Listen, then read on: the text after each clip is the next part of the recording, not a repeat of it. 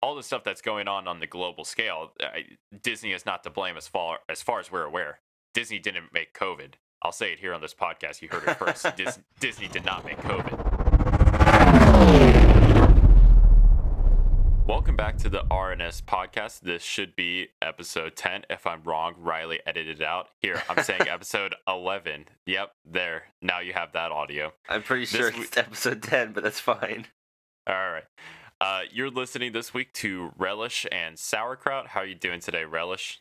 Oh, I wish I was sauerkraut. I love sauerkraut much more than I love relish. But I'm doing good. Oh, okay. So, well, I'm relishing the opportunity to record with you. If you hate that joke, don't be such a sauerkraut about it. But anyways, Stop. How long did it take you to think of that? About 10 seconds while I was using the bathroom right before we recorded. Well, good job. Proud of you for your quick improv on bad dad jokes. It is what it is. The date of recording is January 26th, 2021. It's about 11:19 in the morning. I'm sure there's going to be news around noon or whatever. There always is. There's always news that comes out right when we're done recording. Yeah, like I think it was when we put out our roadmap of 2021. We said that Morbius was coming out in March. I think in the podcast I was just like, "There's no way it's coming out in March." 3 days later, they're just like, "Oh, it's been pushed." Since then, it's been pushed again. But anyways, enough with the ADD. Today we're here to talk about WandaVision Chapter 3, now in color. Riley, do you have anything to mention before we get into this wild, wacky, and wonderful episode of WandaVision? I don't think so. I enjoy our wild, wacky, wonderful WandaVision. It's a lot of W's. Siwi, would you mind recommending a what to want? That's an old goodness. Big Bang. That's an old Big Bang Theory episode. I'm sorry I mentioned it. Well, you also mentioned it when you messed up the Ways Request earlier as the intro of an episode, like episode 2, I think. So oh yeah, God, recurring joke time. Jesus. All right. So, like I mentioned last week with our WandaVision reviews, we're not going to go through scene by scene, really, with the WandaVision sitcom stuff, because there's lots of other stuff we'd like to talk about here. So, going into this week's episode, first of all, I'm happy that they're giving these episodes titles because it just kind of felt lazy before. Yeah, earlier you were calling them chapters, and I'm like, it's not Mandalorian, but I like the chapter term, and now they've finally given them episode titles, which don't relate at all to the content, actually. Yeah. I don't think they do anyway. I mean, obviously, Now in Color is a reference to the fact that we're in the 70s, but, like, the other ones, they're not related to, like, The Heart's Visit or, anything like that. It's just, like, from the producers of blah, blah, blah, or whatever. It seems like the titles of the episodes would be subtitles you'd see in the sitcoms themselves. So I don't know. Maybe it's just because it's super duper into the universe where the sitcom episode might be called that, but the actual content as relates to WandaVision and the wider MCU is ignored for immersion purposes. Yeah, I prefer that the first, if they're doing 6 episodes with sitcoms, like I'm kind of thinking they're doing. I do like that for the first 6 episodes, the titles are related to their era. It's just another nice little touch. Mm-hmm. So at the end of this past episode, besides all the weird beekeeper stuff, we did see that Wanda changes everything to color. So now we're in the 70s, we're in color. And so this week's episode is really heavily themed on doing stuff from the Brady Bunch, Good Times, to Mary Tyler Moore Show, and the Partridge Family. That's what I've been able to gather from what people have said online. The only 70s sitcom that I really kind of watched was Brady Bunch. I didn't really watch any of the others. Yeah, I mean, I instantly got the Brady Bunch connection from the 3x3 square of characters and the title screen, and then the title, like the title song, I think is very similar to Partridge Family. I forget exactly which sitcom the song is related to, but yeah, it pulls from all of those in terms of its sitcom content. So, with that being said, we'll just jump right into the episode, and I'll just sum it up quickly. This whole episode revolves around Wanda being pregnant, and by the end of the episode, she does have her kids. So I'm glad that didn't go for a few episodes just because I just want her to hurry up and have the kids so we can get into all that weird stuff. So, yeah, the whole episode revolves around comedy involving Wanda getting pregnant, Vision and Wanda, I guess, both learning what it's like to be parents. Vision's reading books about it. And Wanda is just like, in the matter of hours, goes through the whole pregnancy cycle. And then there's a whole, sitcom shenanigans involving Wanda hiding her pregnancy from Geraldine. And then there's a stork in the room, which I thought I was actually laughing out loud at that. I thought it was all pretty funny. Yeah, it was very good, like classic sitcom hijinks with, hiding pregnancies, like how they would try to hide the pregnancies of female actresses in sitcoms in those eras. In that Hmm. era, I like that the stork conveniently hid into the wall when Yeah. Geraldine walked into the room, and the whole charade had to be dropped at that point because Wanda just could not hide the contractions anymore. So that's all the sitcom kind of stuff going on. But now let's go by scene by weird stuff going on. Yeah, Right off the bat, we kind of have this overlying story throughout the episode where Wanda and Vision both kind of agree that they need to hide their weird stuff from the neighbors, and the neighbors are kind of starting to pick up on it. So that's why throughout the Geraldine scene with the sitcom shenanigans, Wanda is hiding the fact that she's pregnant because she doesn't want her neighbors to know. So we get this scene where Vision, because he's an android, is smart enough to begin realizing that something's amiss, something is wrong. So he has this scene where he kind of looks a little scared towards Wanda. He's like, "Hey, something's not right." And then it's almost like the episode itself glitches. Where at first I was like, "Did Disney mess up like putting this episode on Disney Plus?" Nope. Wanda just subtly changed the outcome of the scene. yep, and it was in the style of how that sitcom might work because it seemed like it was a tape rewinding, like it was pre-recorded. A tape would be put into something that will be broadcast out in like the '60s era, like we saw in episode 2 when she said no and rewound the tape. Whereas in the '70s, the rewinding wouldn't be as obvious. It would be, if you wanted to change something, that would be a weird error in editing in on the episode's part because they would move a little bit beyond the playing from a tape. In my theory, anyway. Or if I'm remembering history correctly, maybe. So I thought that too. Like I was like, wait, did Disney just mess that up? And then I realized that it was because Wanda does not want Vision to realize that her reality is fake, basically. That she changes it. She clips the scene back a little bit to change Vision's reaction, same way that she did in the last episode. And we get to see more and more of Wanda both not being in control, like we see in episode 2 where someone's trying to contact her, but also being more in control than we think because she can just yeet people out of reality, and Mhm. also change it to her whim to make sure that no one realizes that she's doing this on her own and that this is fake. Right.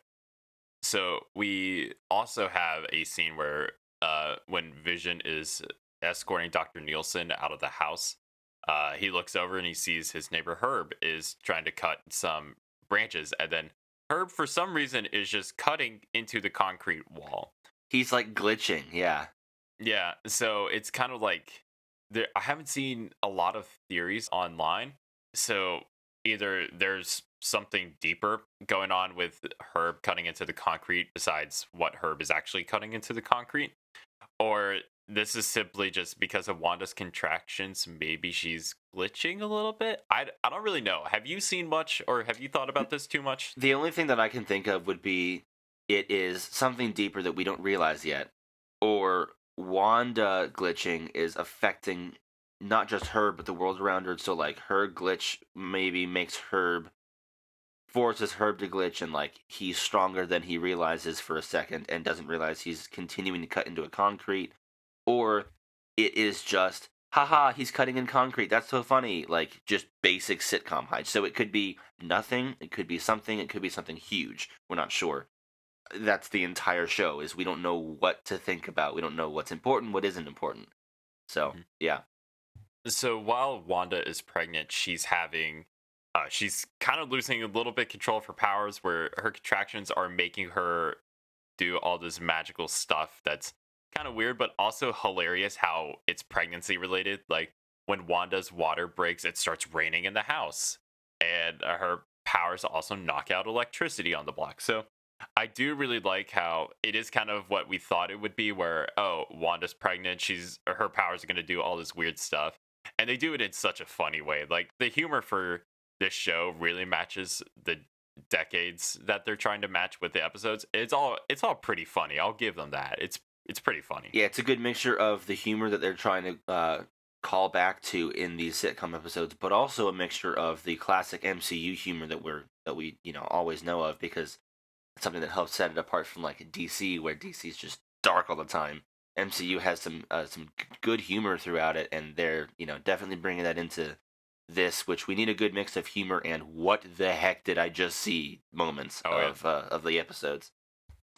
So moving on from this other weird stuff going on, I guess we'll go ahead and talk about the commercial, where the commercial for this week's episode advertises Hydra Soak bath powder, and one of the lines in it is "sink into a world all on its own." Or I don't have the quote right in front of me, but it's basically giving a nod to, oh hey, Wanda made her own little world, and the only other like clue or anything is that it's called Hydra, and it kind of has the Hydra logo on it yet again, Over and over and over in the background. Yeah. yeah. So I mean, it's obviously connecting us back to Hydra, which Wanda and Pietro basically got their powers thanks to Hydra. So Yep. Yeah, and also apparently Hydra Soak is a loose nod possibly to a scene in Agents of Shield, where Coulson his mind is messed up by Hydra, and he starts to mention that Hydra will put stuff into soap that makes your mind change, and so it's a possible nod to that scene. I didn't quote it exactly because I haven't watched Agents of Shield. Yeah. Also, apparently Hydra Soak can be seen in in Wanda and Vision's house in episode 2. oh, okay. Apparently, I haven't seen it personally, but I have seen it reported. So moving on with the rest of the episode, like we mentioned before, Wanda is having this whole sitcom thing where she's trying to hide her pregnancy from Geraldine. Meanwhile, Vision is off getting Dr. Nielsen. All these sitcom hijinks. Doctor shows up and helps give birth to one of the twins, and then Vision and Wanda are holding the baby, and then Wanda starts screaming. She's like, "Oh God, there's another one!" And thus we have the twins, Billy and Tommy, aka Wiccan and Speed. So here's how stupid I am. Uh, so when this scene was first playing out, I was just like, "Huh, that's weird. Their names are Billy and Tommy. I thought they were Wiccan and Speed. What the heck? Are they doing this whole other storyline?" And then I was like, oh wait. So I checked the Wikipedia. It's just like, oh okay, Wiccan and Speed's their names are Billy and Tommy. Okay, I'm just kind of an idiot. Yeah, slight stupid. Yeah. I didn't realize either. I was same thing. I didn't know if there would be a more concrete nod, and then I realized, wait, their characters' names are Billy and Tommy, and Tommy comes first, right? I think so, Yeah, because he's because he's Speed. I thought that was funny too, that the Speed comes first. But yeah, so we also see that Wanda is attempting to hide their powers from everyone, hide the fact that they're a bit weird. But Vision cares so much about this situation that he's like, I don't care. I've got to run like I can. I got to use super speed to go and try to catch his doctor before he leaves. So the doctor's like, wait, how were we running? You were flying almost. Yeah. And so Vision doesn't really care that people know that they are a little weird, whereas Wanda is so different about it that she's like, no, we can't know. I'm gonna change reality so that you don't realize something's different here. Where they're different, and like there's almost this energy of Wanda's becoming a villain against Vision himself at the end of the episode too. So it's weird. Wanda's kind of kind of descending. Yeah, descending into madness to the point where she is going up against her own husband slash creation, depending on how he's here. But yeah, she's almost becoming kind of a villain in the way of she's lost everything, so she's gonna make her own world where she has everything that she wanted. So yeah, let's talk about the last scene from the two different perspectives, and this is when things get weird, and this is what I've been waiting for in the show. We kind of had a little bit of it last episode, but now we fully see it. So I'll talk about Vision's perspective of what's going on first. So Vision's outside after he's just escorted Dr. Nielsen out of the house, and uh he sees Agnes and Herb talking. Well, And first, actually, the doctor says, I don't think we're going to get away. Small towns are so hard to escape. And he walks away. And I'm like, that's a weird wording. And the camera was weird. And Vision didn't like the fact that he said it's hard to escape from small towns. And then he sees Herb and Agnes talking. so Herb and Agnes, I'm a freak and I like to watch things with subtitles on because sometimes I can't tell what characters are saying. They say a couple, mysterious little things, and then Vision catches up to Agnes and Herb, and Agnes asks him, "Hey, is Geraldine in your house?" And he's like, "Yeah, yeah. She's just coming by to visit. What's up?"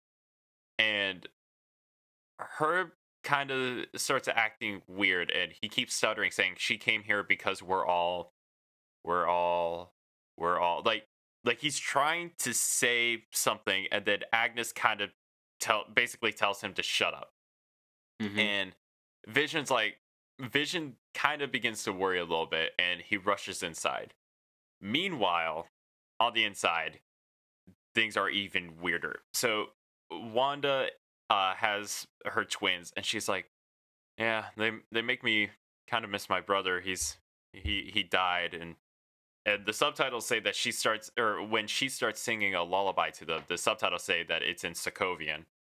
And Geraldine says, "Didn't your brother die because of Ultron?" Yeah, so Wanda mentions that she was a twin, brings up Pietro. And then Geraldine looks over and says, your brother was killed by Ultron, wasn't he? And I'm like, It's like, uh, uh-oh. oh no, yeah. So Wanda basically becomes upset because her perfect little reality has been ruined because of the mention of Ultron. Someone brought up the fact that, like, she was like, I had a brother who passed away, and someone's like, well, here's why. He was passed away because of this character who kind of influenced your life in a negative way as well. And, bringing up something from her past, something that she's trying to block out, and then she kind of goes, like, there's a glitch in the Matrix, must remove, kind of, like, angry towards Geraldine. So Wanda notices then that Geraldine is wearing a necklace with a sword on it. And we cut back to what's going outside with Vision. Vision runs in the house, and it's just Wanda and the twins. And he's like, "Hey, where did Geraldine go?" Because he's a little worried about Geraldine, because outside, Agnes and Herb tell them, they're just like, "It's kind of weird. We haven't seen her family or anything. We don't even know where she lives. She's just kind of around." So it's kind of giving that 60s nod of, oh, there's a woman, she must be married. But they're also just like, huh, that's kind of weird. We haven't seen her home. We don't know where she lives. Kind of like she's an intruder into the neighborhood. So Vision's kind of wondering what's going on. So he runs back inside. It's just Wanda and the twins. And Wanda says Geraldine had to run home. The episode ends with us seeing that shot from the trailer of Monica Rambeau getting yeeted out of the TV dimension, as I'm just going to call it for now, or Wanda's world. I like Wanda's world.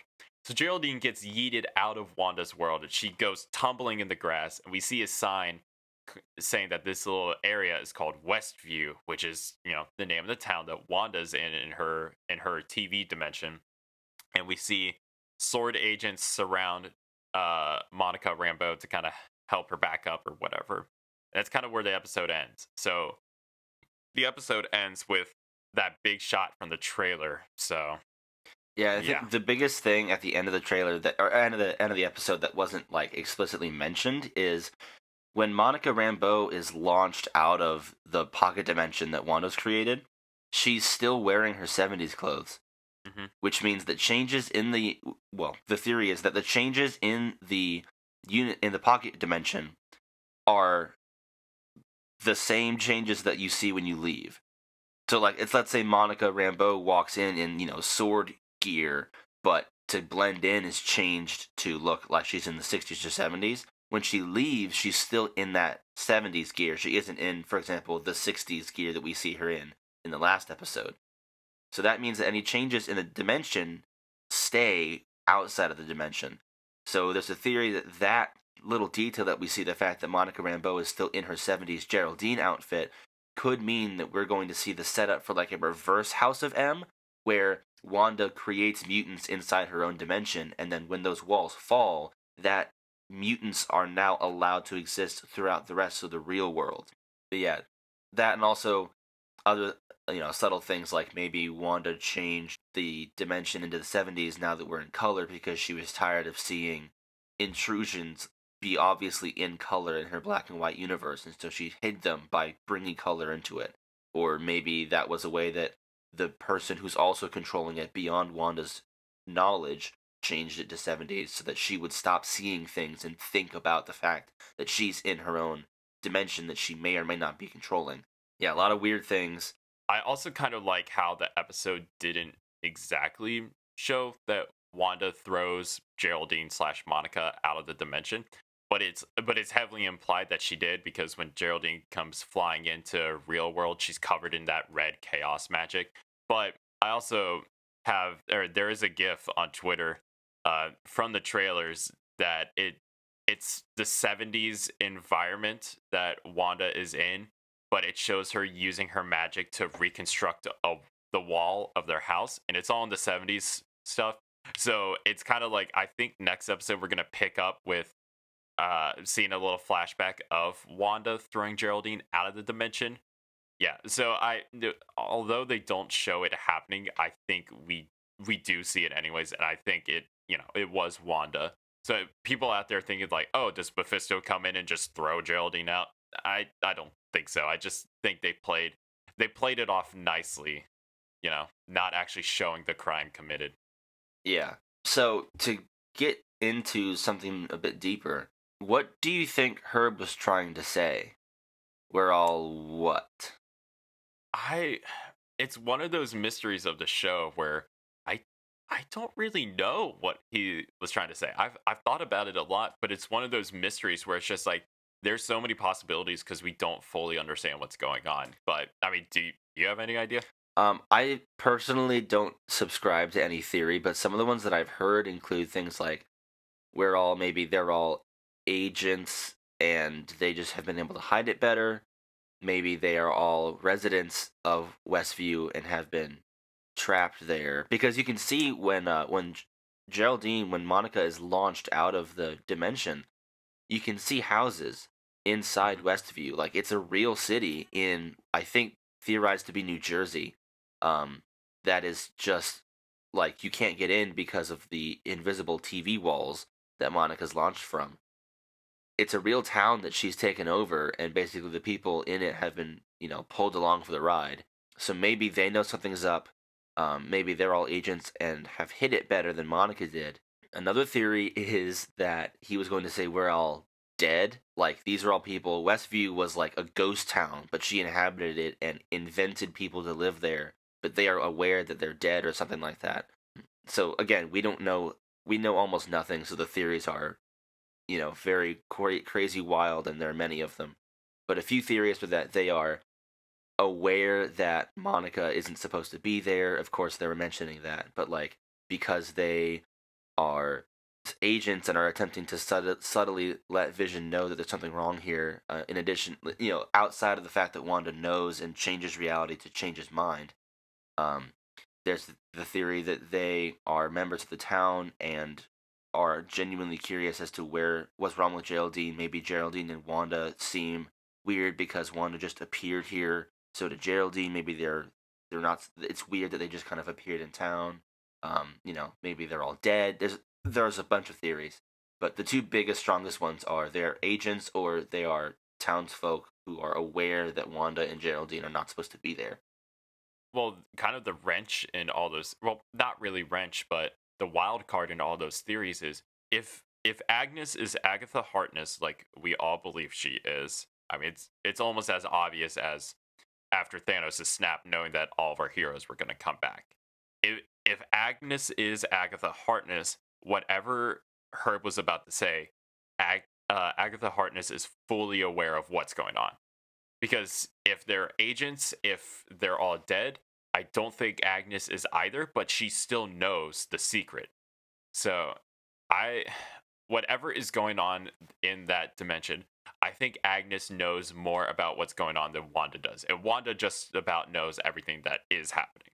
Yeah, I mean, I do still believe that Agnes is hiding amongst the townsfolk to seem like one of them, but knows what's happening and didn't want Herb to spoil the plan or something like that. Even though maybe she's, like I said, hiding as a member of the town to befriend people and make her seem less weird as well. Maybe she was a character there, a regular townsperson, and then Mephisto took her over specifically. Not entirely sure how, if she is Agatha Harkness, how the MCU will explain that. But yeah, again, we can theorize all day, but we have no idea. Hmm. There is not even much evidence to support the theories that we're talking about right now anyway. Right. So, kind of moving into my first piece of news that has happened in the past week, but also just kind of theories for the show. Paul Bettany was on a podcast earlier this week. Hmm. Unfortunately, he wasn't on ours. I don't know how we get in touch with Mr. Bettany, but he had some teases about the show where, first of all, he said that there's going to be a huge, shocking reveal or twist at the end of this upcoming episode, which is good because I think the further we get into the sitcom episodes, as we've seen so far, the further things are going to get weird. Again, like that's what we've been seeing so far. And he also teases that he filmed some very intense scenes with a shocking and surprising character. So you and I were texting about this a little bit last night, and I said I'd talk about it more on the podcast. But I'm just gonna say that I think the shocking and surprising character. I don't think it's Quicksilver. I think Quicksilver is in the show, but it's kind of one of those things that we're expecting. I think Paul Bettany was talking about he filmed scenes with a mutant. Yeah, because now you mentioned that, and my ideas that I threw out to you immediately were Mephisto, Pietro, Ultron, or Wanda. As in saying a surprising character, I thought Wanda because it's surprising that maybe they become enemies later on, full on enemies where Vision is aware of what's happening and he wants to break Wanda out of it, but Wanda's so against it that she kind of attacks him, kind of like Right. in which we'll talk Civil about War. later. Civil War, kind of like also with Cheetah in Wonder Woman 1984, which we'll talk Mhm. about later. But and then you mentioned that you think it's a mutant. I threw out a few random names just to kind of see what kind of mutant you may be talking about, and then you go into your theory, which I'll let you talk about. Yeah. So you threw out like Cyclops, Storm, or I think Beast or something like that. I was like, Wolverine. Well, I was thinking like big popular ones, like maybe yeah. Wolverine, a new actor to play Wolverine's revealed here, or something like that. But yeah, Mhm. that was my theory as to what you meant by mutant. But then I forgot that there are many, many mutants in comics and also throughout the Fox X-Men series. Yeah. So I I think Disney is very good at when they're okay with things leaking to the public, they're okay with it. Whether it be through Tom Holland and Mark Ruffalo not being able to shut up, or by people taking pictures of stuff behind the scenes or stuff from the script. I think if they're okay with something leaking, they're okay with it. But if they want something on lock, it is on lock. Just look at what happened with the Mando season finale with Luke Skywalker. Nobody knew that was happening until it happened. Like earlier this week, Katie Sackhoff, who played Bo-Katan, had no idea that Luke Skywalker was in that episode until the episode was on Disney Plus. So I think that there is this whole storyline involves mutants, and everyone's thinking that somehow this or this series is going to introduce mutants into the MCU. So I think that there is a very strong chance that Disney was able to cast, or whether it be recasting or bringing old actors back to play either Magneto or Professor X. Because in the House of M storyline from the comics, both characters are like the most important, besides Wolverine, are the most important characters in the House of M storyline. Because in the comics, I may be incorrect, but in the comics, I'm pretty sure Magneto was the father of Pietro and Wanda, and Yeah, Professor in the, all right, yeah. So Magneto builds up the House of M in Wanda's alternate reality in the House of M storyline. And Professor X is the one that had been keeping Wanda on Genosha, trying to control her powers. It kind of calls the Avengers and X-Men together, saying, "Hey, I can't control her anymore. What do we do?" So I think Vision, I think Paul Bettany may be hinting at, or when he said that he filmed shocking and intense scenes with the surprise character, I really think he could be talking about Magneto or Professor X. Yeah, and if it is them, do you think that they will attempt to cast anyone that we've seen already, or is it new? And if it is anyone we've already seen, do you think it is old people or Days of Future Past younger people? Uh, I really like to think that I think that they went with some of the newer actors. Like if they were gonna have Professor X in there, I would think they would cast James McAvoy. So you Just think it's because, like James McAvoy or Michael Fassbender versus Ian McKellen or Patrick Stewart? yeah, just because I don't know if Ian McKellen's still acting anymore.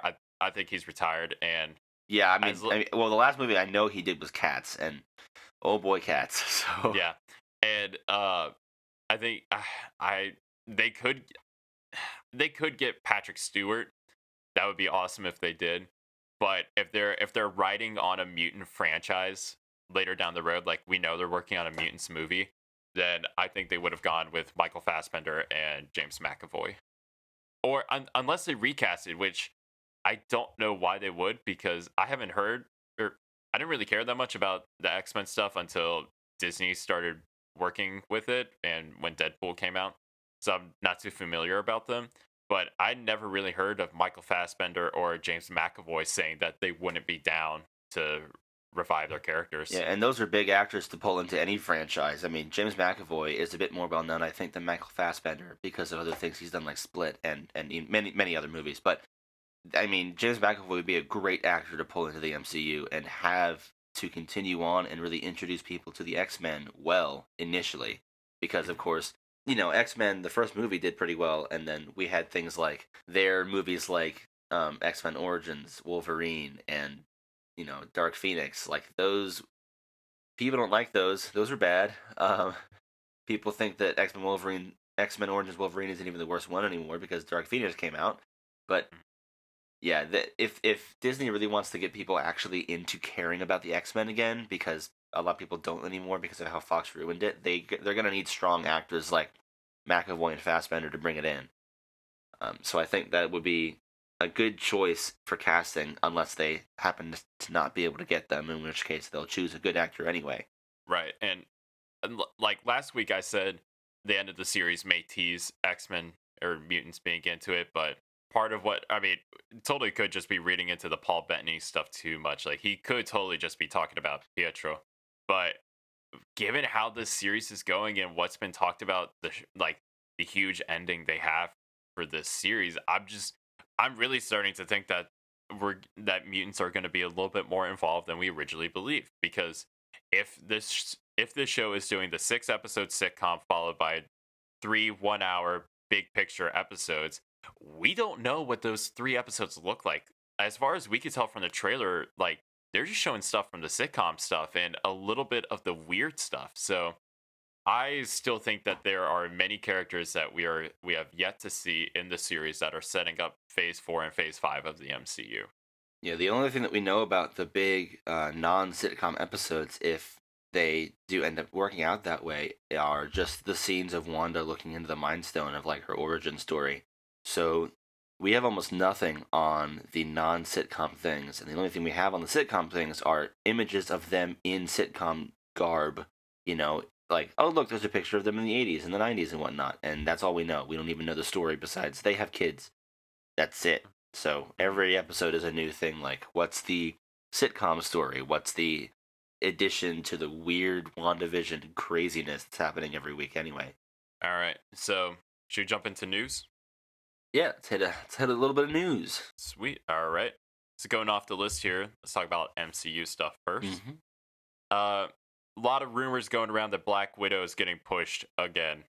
So, what on a scale of 1 to 10, 10 being very excited, where are you sitting at right now? For Black Widow?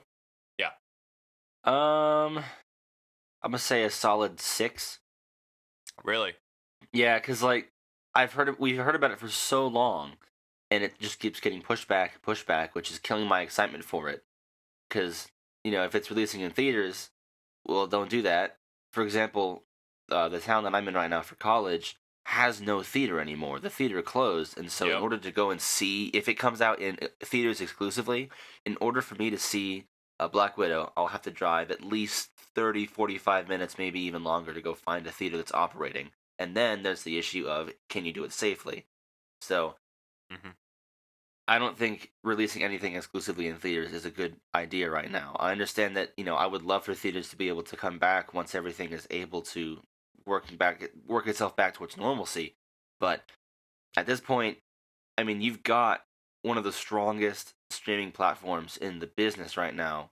If you want to make money from it, do exactly what you're doing with Raya and the Last Dragon and release Black Widow for premium access and then release it normally later on to make money from it again. So I don't understand exactly why they're going off the only theaters approach if they are still doing that. But otherwise, I mean, like I was excited for Black Widow when it first was announced, like, oh, we're actually getting a Black Widow movie. But Black Widow and her story was never one that I was the most invested in the MCU. Which doesn't mean that I'm not excited for the movie. I love all MCU movies, even the ones that weren't great. Thor, but you know, I I'm still decently excited for it. So like in the higher half of the numbers there, but I'm getting less excited for it as it keeps getting pushed back further and further, and there's still no like. It seems obvious for Disney Plus, for Disney to just release it on Disney Plus, give it a premium access thing like they did for Mulan and what they're doing for Raya. Just make money from it. More people can see it. You might make more money in the long run because you are doing premium access versus forcing people to go try to see a theater, try to find a theater near them. Which I'm in what's considered a city, and there's no theater for 30 minutes for me. I can't imagine how hard it would be for people who don't live in what are places that are considered cities that have theaters closing. Some people might have to drive, make an entire day trip out of going to see one movie at this point. So I don't think it's a good business practice for them to just throw it into theaters and keep pushing it back. That was a long rant, but yeah. No, no, you're good. So as you were talking about that, I was checking Twitter for news, and there isn't news about it getting pushed back. But apparently, the runtime for Black Widow is 2 hours and 13 minutes. That's pretty good. I'll be honest, my excitement for this movie when it was first announced, when we got trailers, all that stuff before, basically my excitement for the movie before COVID happened was probably like an 8 out of 10. I was just Hmm. like, okay, we're taking a couple off the wall projects, post or to start phase 4 before we start building to anything else. I was like, okay, cool. I like Black Widow. I like the cast. I'm excited to see Taskmaster as a villain. I'm thinking there may be a fun theory or two about who Taskmaster really is because we have yet to see his face or anything, or we've barely seen him in the trailers. Then COVID stuff happened, and they're like, "All right, it's got to get pushed back." I was like, "Okay." My excitement dipped a little bit. I'm currently sitting at about a 4 out of 10 right now, like because we know Black Widow's ending, and it's almost like this movie has little to no repercussions on the MCU as a whole. Yeah, because And Black Widow's already dead. Like, there's yeah, there's no tension. Like, oh no, she's gonna get hurt. No, she lives here. We know she lives. We know she's in Infinity yeah, War. We know she dies in Endgame. There's no tension. yeah, and the events of the movie like aren't even mentioned in any of the other future MCU movies. So this movie would have been phenomenal to bridge the gap because Civil War came out, and then 2 years later, Infinity War came out, and it picked back up the pieces of what happened at the end of Civil War. Uh, both of those movies were May releases. So Civil War was in 2016, and in May 2016, Infinity War was May of 2018, and May of 2017 was Guardians of the Galaxy Volume 2. So that May release date would have been perfect for this Black Widow movie, but I mean, here we are with a like the only thing that is possibly big for the future is the Thunderbolts. Like, there's a lot of rumors that post-credit scene is going to involve the Thunderbolts and Taskmaster, Ghost, General Ross, all that stuff. That's the only big repercussions that we have for the MCU is post-credit scene. So my excitement level for this movie is kind of plummeted. I'm still looking forward to it. I still think it'll be a good movie. I'm just getting frustrated. And I know that the only thing Disney can do to rectify the situation is put it out on Disney Plus. All the stuff that's going on the global scale, Disney is not to blame as far as we're aware. Disney didn't make COVID. I'll say it here on this podcast. You heard it first. Disney did not make COVID, but I don't know. My excitement level's a little low. But moving on from that, a couple of tidbits. Jeremy Renner revealed that his contract for Hawkeye actually was originally supposed to be a movie, but given the success of Disney Plus original shows, they changed it into a TV series, which I think is great for Jeremy Renner because that means Hawkeye gets a lot more screen time on a TV show versus a movie. So good for him. We've learned that Thor 4 probably began filming this week due to a lot of the cast and characters saying like, "Oh, on our way to Australia," and we know that's where Thor 4 is filming. So it includes a couple special guests like Chris Pratt as Star Lord, Karen Gillan as Nebula. She confirmed she's in Australia, and Jamie Alexander, who played Lady Sif in the first two Thor movies, she also confirmed that she's in Australia. So great to hear that movie's begun filming. And Michael Douglas, who played Hank Pym in Ant-Man and the Wasp movies, he has kind of said that Ant-Man 3 is beginning filming early in 2021. While I don't think they ever put a date on Ant-Man and the Wasp 3 Quantumania, he says it's very much sounding like that movie is getting a 2022 release date, which I didn't think this movie was going to come out till 2023 or 2024.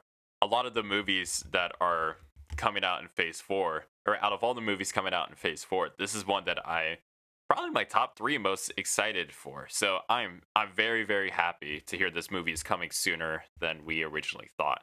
Yeah.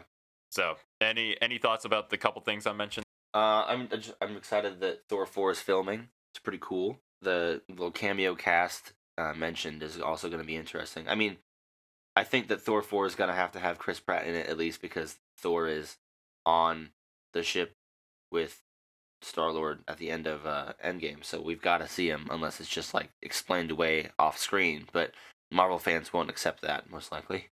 Besides that, yeah, I'm excited for everything that you mentioned. I mean, Ant-Man 3 is going to introduce new Thanos basically, so I'm excited for Ant-Man 3 to come out earlier as well. Gives us more time to stew over Kang the Conqueror. Oh yeah, I'm very excited for Kang the Conqueror just because, like, yeah, Thanos was a really cool villain, and they gave him a very good backstory. Actually, I'd say an exceptional backstory. Kang the Conqueror he's not like the biggest brute, but with his time hopping abilities, he can screw up a lot of stuff. So, Yep. other little tidbits of news. We've never even mentioned this genre on this podcast before, but it sounds like we're getting a Harry Potter show on HBO Max. That's cool. Oh, I mean, really? yeah, they announced that, or that news dropped yesterday. Nice.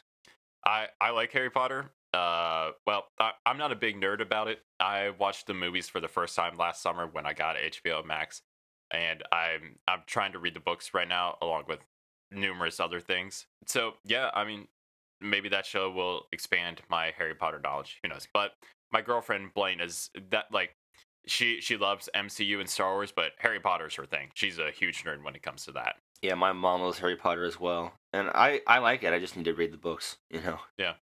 So a few other things here. Sounds like we are getting a new Knights of the Old Republic game, and EA is not involved. So is this a separate game from what Ubisoft was mentioning, or is this Ubisoft's game as a KOTOR game? It might be. I unfortunately didn't read into it too much. I didn't have time to because I think this news came out when I was at work yesterday. I also didn't play KOTOR, so I'm kind of just like, cool. I just finished reading the first High Republic book yesterday, so I loved it.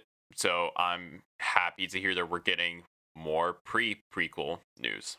Yeah, I mean, Revan is my favorite Legends character, so though I have not played either KOTOR game, it's one of my favorite eras of Star Wars, and if we're getting more of that in a not weird to play, not bad looking kind of game, then I am very excited to see what we get from that. Because if we get like, because all the new games are canon. Mhm. So if we get a KOTOR game, that means that, KOTOR becomes canon, and maybe that can officially canonize Revan, which would be pretty cool for me. I love Revan, so. Yeah. Speaking of prequel stuff, this isn't exactly a little piece of news. I figured this is something we could just briefly touch on quickly. I was listening to the Kessel Run Transmissions podcast, or Kessel Run Transmissions, a few days ago. They're talking about the potential of seeing Liam Neeson in the Kenobi show as Qui-Gon Jinn. Do you have any thoughts about that? I think it'd be really cool. I would love to see Qui-Gon again, beyond just his voice and his animation in Clone Wars. But I know that Liam Neeson said he's done with doing action movies, action roles. So if we do see Qui-Gon Jinn in Kenobi, we won't really see him do much action unless Liam Neeson goes full stunt double, which I'm pretty sure Liam Neeson does a lot of his own stunts. So we might not see that. But regardless, I think it'd be cool to see Liam Neeson as Qui-Gon Jinn again, besides the one movie we get to see him in that came out 21 years ago, 22 years ago. I'll say just real quick, because it's not too much news. Nothing is confirmed. There's no rumors floating around. Liam Neeson loves the role of Qui-Gon Jinn. Like, he had heard that Qui-Gon's voice, or Qui-Gon's ghost, was going to be in Clone Wars. He called up Lucasfilm. He's like, yeah, I'll do it. They're like, oh, we didn't think you would, but okay. He still has his lightsaber on display in his office. He loves that role. And at the end of Revenge of the Sith, Yoda tees up. He's like, hey, you're going to learn to communicate through the Force. And yeah, Qui-Gon could teach you. Yeah, he's dead, but he'll teach you. So I think this is a perfect time. Like, there's no good reason why, from a story perspective, why Qui-Gon should not be in the Kenobi show. Yeah. So, a couple more bits of news here before we'll wrap up.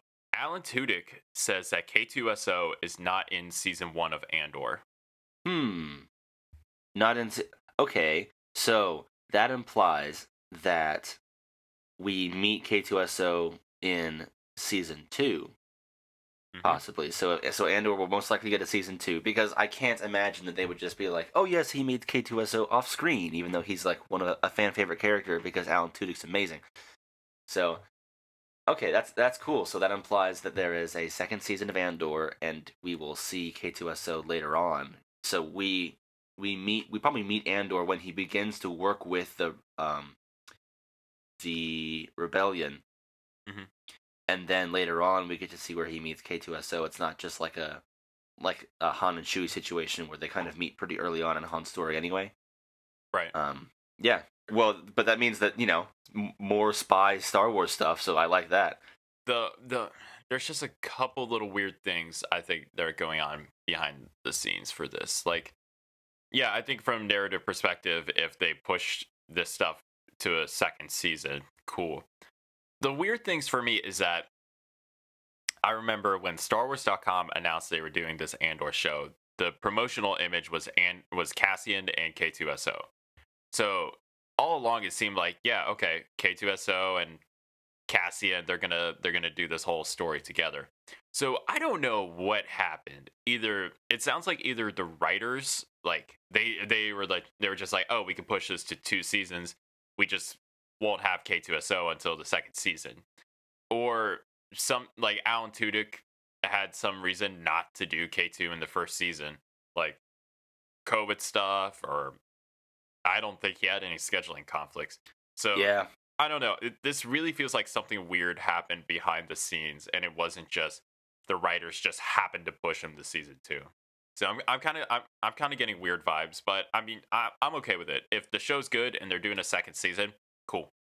Yeah, if extenuating circumstances force them to do the season 2 thing, I hope that they will be able to pull it off well. I hope it's not just a bunch of filler episodes to then make a season 2 for like money reasons. If there are reasons like Alan Tudyk with COVID, or they have a scheduling conflict, maybe they did end up having enough story, or were able to create enough stories before Andor meets K2SO to create a first season around that idea. Kind of like how we don't see all the fan favorite characters that we wanted to see in Mandalorian until season 2. Maybe they want to test the waters first, and then they can throw all the cool stuff later on. but the thing is, like, I see what you're saying, but the thing is, K2SO just like he is an important character. Like he and Cassian are tied. It's not like Din and Ahsoka, where it's just like, oh, we can throw Ahsoka in there. No, they K2 and Cassian kind of need each other, but I still see what you're saying. So Yeah, I don't know, I'm hopeful that they will pull it off correctly, but I also see what you're saying with there's weird stuff going on behind the scenes. mhm. So last little piece of news: it appears we may have a Mando season 3 production day, where I saw from Noah Outlaw on Twitter that he's saying that Mando season 3 begins filming April 5th, 2021. So Hmm. I was hoping slash thinking that we would get the Book of Boba at the end of 2021, and then maybe in January or February of 2022 we'll get Mando season 3. But given this time frame, I'm thinking it sounds like that we're not going to get it until mid 2022, like maybe the summer.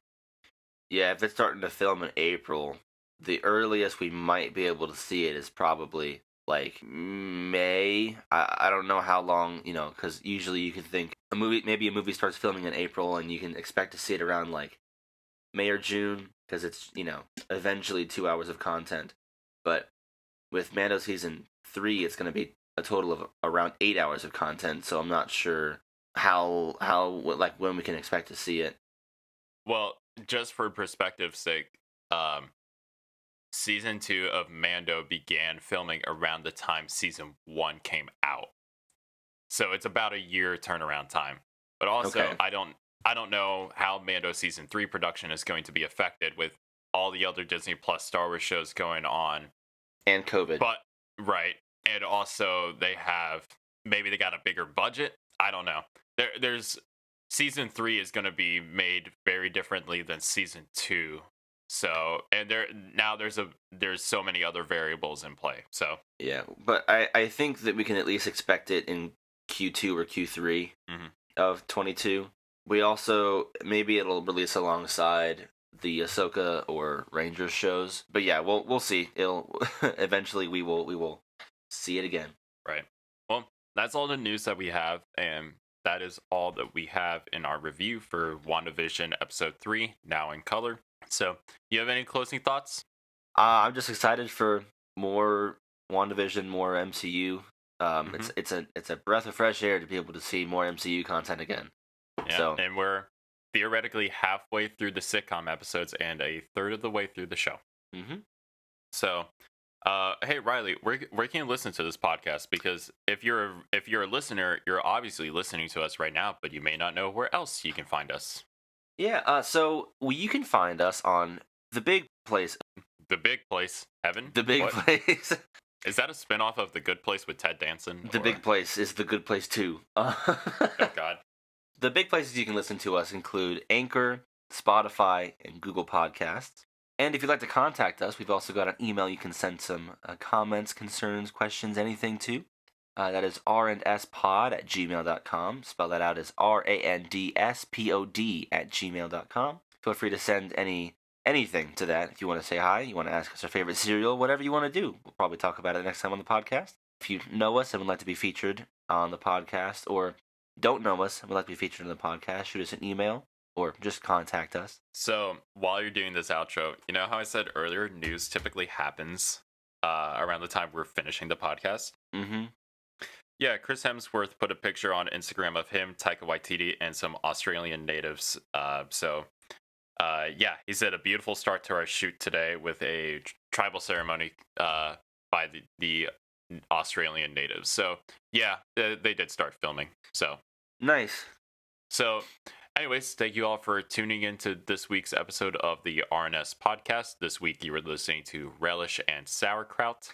A So- strong but tasty duo. Oh my god. Strong Oh, flavor, but good flavor. I I'm wanted good to- at this. I want a divorce. No. So- So, anyways, thank you all for listening to this episode of the RNS podcast. For the next episode, we will be continuing Riley's DC watch. Recently, we watched Batman vs. Superman, Wonder Woman, and Wonder Woman 1984. So you will hopefully be listening to us review those soon. But anyways, Thank you all for tuning in today. I hope you all stay safe. We love you, and we'll talk to you soon. See ya.